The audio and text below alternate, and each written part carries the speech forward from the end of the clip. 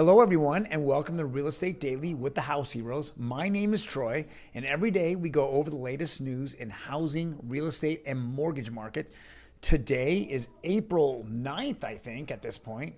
April 8th, Friday, and we're going over the latest news that's hitting the market right now. But before we get to that very first article, we want to go over a little bit older news worthy event here that I want to kind of go over again. It's happening a month over month. It says rising rates hit mortgage demand. So we're seeing about, refinances are pretty much just hit flat level zero, and we're seeing a significant amount of purchase applications are down as well. So we're just seeing this over and over, month over month, going right into 2022. It's just happening due to obviously the inflation, which is causing the Fed to raise rates. When we're raising rates, we have no refi market. Anyone that has over 5% in interest rate on their mortgage right now, they're not even looking at this or less. So yeah, that's not going to happen. This is what's happening today. We're not going to see this. We're not seeing at all any refis happening. And it just rolls into the next particular article here. Bettercom to employees, please quit. This is just a complete mess over there, Better.com. Company's offering a 2-month severance payment and a health insurance for those who leave. This is because you can't hire real estate agents because you hire the laziest real estate agents. When Better.com began, they hired real estate agents to do work. Most of them are not going to do work if you're paying them, healthy salaries on a monthly basis. And then when the market turns and they haven't really done a whole lot of sales, well, then it's a momentum into madness. And that's what's happened here. Better.com is just dying for people to quit and not go on unemployment. It's just going to be a complete mess. I don't expect them to be in business by the end of the year.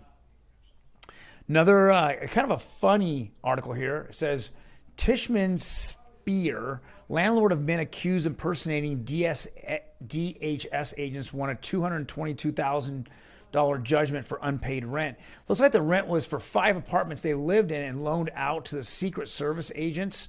At least that's what the court filing shows. So a third-party company goes in, rents it out, says these are all these high official guys, or they're from the Secret Service. We want to rent these apartments out. Turns out that it might have all been a scam, and they try to walk away from the bill. And the court turned around and said, no. You signed the lease, you have to make the payment. So it's kind of an egg on a lot of people's faces. But dragging the Secret Service in on this is going to be interesting. This is very interesting. So the default judgment is against the United States Special Police. It's a company connected with the men. And so very interesting here. And this was in Superior Court in Washington, D.C. Next article is from Market Watch. It looks like as mortgage rates surge higher, these home buyers are being pushed out of the market. We see this every single day.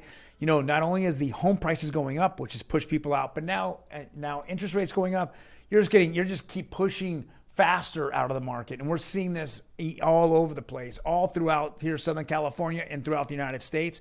We just keep seeing this. So the buyer pool keeps shrinking, but they're still there, and they still want to have that monthly payment that's fixed and locked down. They do not want to have rents that keep going up month by month or annually. Don't want that. There is no end in sight there. No end in sight in rents. So, and then the last article, of course, we go over the mortgage rates by Optimum Blue, part of Black Knight. Looks like 30-year conforming, which is conventional, is pretty much flat, still sitting, a tick over 5%. 15-year conforming, though, took a big jump. So now it's at 4.13. 30-year jumbo, it took a huge jump as well. We're heading to 4.6. And then 30-year fixed FHA, it's just fighting to stay under 5, but it's going to be tough. Next week, the CPI numbers come out in the middle of the week. We'll keep hearing, all the negative news that surrounded the Fed this week on the minutes, and that they are now going to, instead of being buyers of treasuries and mortgage-backed securities, they're going to be sellers of treasuries and mortgage-backed securities. They were the only buyers before. So if the only buyers are leaving the market and now they become sellers, we're going to see this, I believe, at a discount. They're going to be selling these off at a discount because they want them off their books. It's just going to bring down these markets significantly. Bond purchasers, and they're not going to want to purchase bonds that keep going down. And unless the Fed offers higher interest rates, they're not going to want to buy any of this. So we'll find out next week. I think it's next Wednesday when the CPI numbers come out and the reaction to the market, and this will drive the Fed in the May meeting that's going to be next month. All right, guys, thank you very much. If you like the content, hit the like button. Otherwise, hit that notification button. Every time we drop Monday through Friday one of these videos, you'll be notified. If you have any comments, please leave the comments there. I'm more than happy to answer any questions you have. Otherwise, you have a fantastic weekend, and we will see you on Monday.